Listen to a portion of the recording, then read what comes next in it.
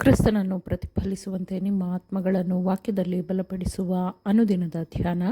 ಇಂದಿನ ಧ್ಯಾನದ ಶೀರ್ಷಿಕೆ, ಯೇಸು ಶಾಂತಿಯನ್ನು ದಯಪಾಲಿಸಿದ್ದಾನೆ.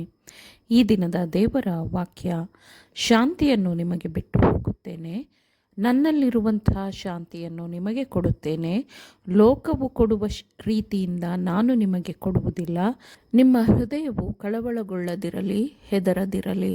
ಯೋಹಾನ 14ನೇ ಅಧ್ಯಾಯ 27ನೇ ವಚನ.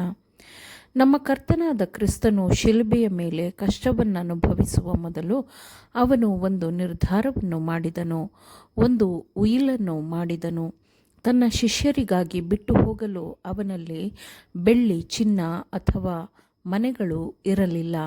ಲೌಕಿಕ ಆಸ್ತಿಯ ವಿಷಯದಲ್ಲಿ ಅವನು ಬಡವನಾಗಿದ್ದನು. ಅವನ ರೀತಿಯಲ್ಲಿ ಬಡವರಾಗಿದ್ದವರು ಯೆರೂಸಲೇಮಿನಲ್ಲಿ ಕಡಿಮೆ ಜನರಿದ್ದರು.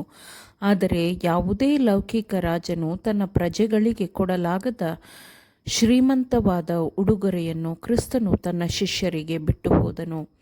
ಶಾಂತಿಯನ್ನು ನಿಮಗೆ ಬಿಟ್ಟು ಹೋಗುತ್ತೇನೆ, ನನ್ನಲ್ಲಿರುವಂತಹ ಶಾಂತಿಯನ್ನು ನಿಮಗೆ ಕೊಡುತ್ತೇನೆ. ಲೋಕವು ಕೊಡುವ ರೀತಿಯಿಂದ ನಾನು ನಿಮಗೆ ಕೊಡುವುದಿಲ್ಲ. ನಿಮ್ಮ ಹೃದಯವು ಕಳವಳಗೊಳ್ಳದಿರಲಿ, ಹೆದರದಿರಲಿ ಎಂದು ಆತನು ಹೇಳಿದ್ದಾನೆ. ಭೂಮಿಯ ಮೇಲಿನ ತನ್ನ ಬಡತನ, ನೋವು, ಕಷ್ಟಗಳ ನಡುವೆ ತನ್ನ ಜೀವಿತಾವಧಿಯಲ್ಲಿ ತನ್ನೊಂದಿಗಿದ್ದ ಶಾಂತಿ ಮತ್ತು ಗೆತ್ಸೆಮನೆ ತೋಟದಲ್ಲಿ ಶಿಲುಬೆಗೇರುವ ಕ್ರೂರ ಸಮಯದಲ್ಲಿ ತನ್ನೊಂದಿಗೆ ಇದ್ದ ಬೇಕಿದ್ದ ಶಾಂತಿಯನ್ನು ಅವನು ಅವರಿಗಾಗಿ ಬಿಟ್ಟು ಹೋದನು. ಕ್ರಿಸ್ತನು ಕಷ್ಟ ಸಂಘರ್ಷದ ನಡುವೆ ಈ ಲೋಕದಲ್ಲಿ ಜೀವಿಸಿದರೂ ನಮ್ಮ ರಕ್ಷಕನ ಜೀವನವು ಶಾಂತಿಯ ಜೀವನವಾಗಿತ್ತು. ಕುಪಿತ ಶತ್ರುಗಳು ಅವನನ್ನು ನಿರಂತರವಾಗಿ ಹಿಂಬಾಲಿಸುತ್ತಿದ್ದಾಗ, ನನ್ನನ್ನು ಕಳುಹಿಸಿಕೊಟ್ಟಾತನು ನನ್ನ ಸಂಗಡ ಇದ್ದಾನೆ, ನಾನು ಆತನಿಗೆ ಮೆಚ್ಚಿಕೆಯಾದದ್ದನ್ನು ಯಾವಾಗಲೂ ಮಾಡುವುದರಿಂದ ಆತನು ನನ್ನನ್ನು ಒಂಟಿಗನಾಗಿ ಬಿಡಲಿಲ್ಲ ಅಂದನು. ಸೈತಾನನ ಕೋಪದ ಯಾವುದೇ ಬಿರುಗಾಳಿಯೂ ಸಹ ದೇವರೊಂದಿಗಿನ ಕ್ರಿಸ್ತನ ಆ ಪರಿಪೂರ್ಣ ಸಂಪರ್ಕದ ಶಾಂತತೆಯನ್ನು ಭಂಗಗೊಳಿಸಲಾಗಲಿಲ್ಲ. ನನ್ನಲ್ಲಿರುವಂತಹ ಶಾಂತಿಯನ್ನು ನಿಮಗೆ ಕೊಡುತ್ತೇನೆ ಎಂದು ಆತನು ನಮಗೆ ಹೇಳುತ್ತಾನೆ.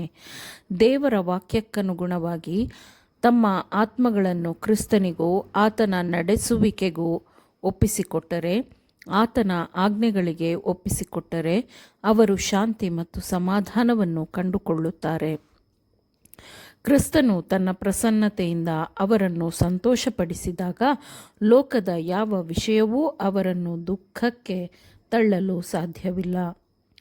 ಪರಿಪೂರ್ಣವಾಗಿ ಒಪ್ಪಿಸಿಕೊಡುವುದರಲ್ಲಿ ಪರಿಪೂರ್ಣವಾದ ವಿಶ್ರಾಂತಿ ಇರುತ್ತದೆ. ಸ್ಥಿರಚಿತ್ತವನ್ನು ಶಾಂತಿಯಲ್ಲಿ ನೆಲೆಗೊಳಿಸಿ ಕಾಯುವಿ, ಅವನಿಗೆ ನಿನ್ನಲ್ಲಿ ಭರವಸವಿದೆ ಎಂದು ವಾಕ್ಯವು ಹೇಳುತ್ತದೆ. ಸತ್ಯವೇದದ ಸತ್ಯ ವಾಕ್ಯಗಳಿಗೆ ಪ್ರತಿಯೊಬ್ಬ ಮನುಷ್ಯನ ಜೀವನದ ಅನುಭವವು ಸಾಕ್ಷಿಯಾಗಿದೆ. ದುಷ್ಟರಾದರೂ ಅಲ್ಲೋಲ ಕಲ್ಲೋಲವಾದ ಸಮುದ್ರದಂತಿದ್ದಾರೆ. ಅದು ಸುಮ್ಮನಿರದು. ಪಾಪವು ನಮ್ಮ ಶಾಂತಿಯನ್ನು ನಾಶ ಮಾಡಿದೆ. ಹೃದಯದ ತೀವ್ರವಾದ ಭಾವೋದ್ರೇಕಗಳನ್ನು ಯಾವುದೇ ಮಾನವ ಶಕ್ತಿಯು ನಿಯಂತ್ರಿಸಲು ಸಾಧ್ಯವಿಲ್ಲ. ಬಿರುಗಾಳಿಯನ್ನು ತಡೆಯಲು ಶಿಷ್ಯರು ಅಸಹಾಯಕರಾಗಿದ್ದಂತೆ ನಾವು ಇಂದು ಈ ಲೋಕದಲ್ಲಿ ಅಸಹಾಯಕರಾಗಿದ್ದೇವೆ. ಆದರೆ ಕ್ರಿಸ್ತನು ಗಲಿಲಾಯದ ಸಮುದ್ರದಲ್ಲಿ ಎದ್ದ ಅಲೆಗಳಿಗೆ ಶಾಂತಿಯಿಂದಿರಲು ಹೇಳಿದನು. ಶಾಂತಿಯ ಮಾತನ್ನು ಈಗ ಪ್ರತಿ ಆತ್ಮಕ್ಕೂ ಅವನೇ ಹೇಳಿದ್ದಾನೆ. ಬಿರುಗಾಳಿ ಎಷ್ಟೇ ಉಗ್ರವಾಗಿದ್ದರೂ ಕರ್ತನೆ ನಮ್ಮನ್ನು ರಕ್ಷಿಸು ಎಂದು ಕೂಗುತ್ತಾ ಯೇಸುವಿನ ಕಡೆಗೆ ತಿರುಗುವವರು ಬಿಡುಗಡೆಯನ್ನು ಕಂಡುಕೊಳ್ಳುತ್ತಾರೆ. ಆತ್ಮವನ್ನು ದೇವರೊಂದಿಗೆ ಒಂದುಗೂಡಿಸುವ ಆತನ ಕೃಪೆಯು ಮಾನವ ಭಾವೋದ್ರೇಕದ ಕಲಹವನ್ನು ಶಾಂತಿಗೊಳಿಸುತ್ತದೆ ಮತ್ತು ಆತನ ಪ್ರೀತಿಯಲ್ಲಿ ಹೃದಯವು ವಿಶ್ರಾಂತಿ ಪಡೆಯುತ್ತದೆ. ಆತನು ಬಿರುಗಾಳಿಯನ್ನು ಶಾಂತಪಡಿಸಿದನು. ಅವರು ಮುಟ್ಟಬೇಕಾದ ರೇವಿಗೆ ಆತನು ಅವರನ್ನು ಸೇರಿಸಿದನು ಎಂದು ವಾಕ್ಯವು ಹೇಳುತ್ತದೆ.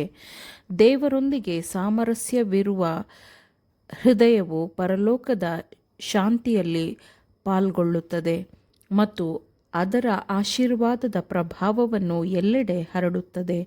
ಲೌಕಿಕ ಜಂಜಾಟಗಳಿಂದ ದಣಿದ ಮತ್ತು ತೊಂದರೆಗೊಳಗಾದ ಹೃದಯಗಳ ಮೇಲೆ ಶಾಂತಿಯ ಚೈತನ್ಯವು ಇಬ್ಬನಿಯಂತೆ ನೆಲೆಸುತ್ತದೆ.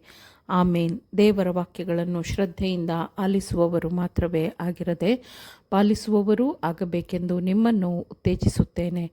ಪರಿಶುದ್ಧಾತ್ಮನ ಸಹಾಯದಿಂದ ಆಲಿಸಿದ ನಿಮ್ಮೆಲ್ಲರಿಗೂ ಧನ್ಯವಾದಗಳು. ಮತ್ತೆ ದೈನಂದಿನ ಧ್ಯಾನಕ್ಕಾಗಿ ನಾಳೆ ಸಂಧಿಸೋಣ. ಆಮೇನ್.